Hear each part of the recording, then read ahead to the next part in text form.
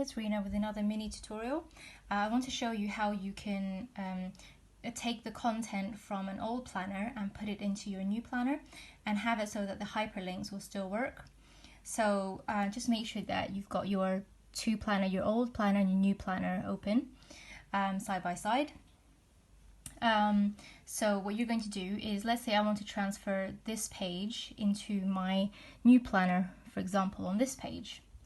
So if you go back to your old planner, tap on your lasso tool, make sure that handwriting, images and text boxes, if you have text boxes, are all selected on.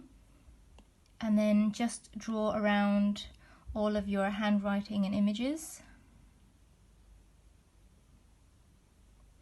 Tap within the selection. I recommend you tap on copy rather than cut, just in case you lose it. And then go to your new planner, long press on the page, and then tap on paste, and this will bring in everything from the other page. Just reposition it over the page where you want, and there we go. So the good thing with this is that all the hyperlinks will still point to this page, and you can see that all the hyperlinks on this still function. So in this example, I was previously using an undated planner, so I had to write in my own dates. Now that I've put it in a dated planner, you can still edit the page as normal.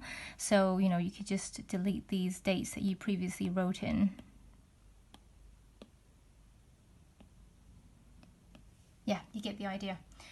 So anyways, yeah, I hope that's been useful, and thank you for watching.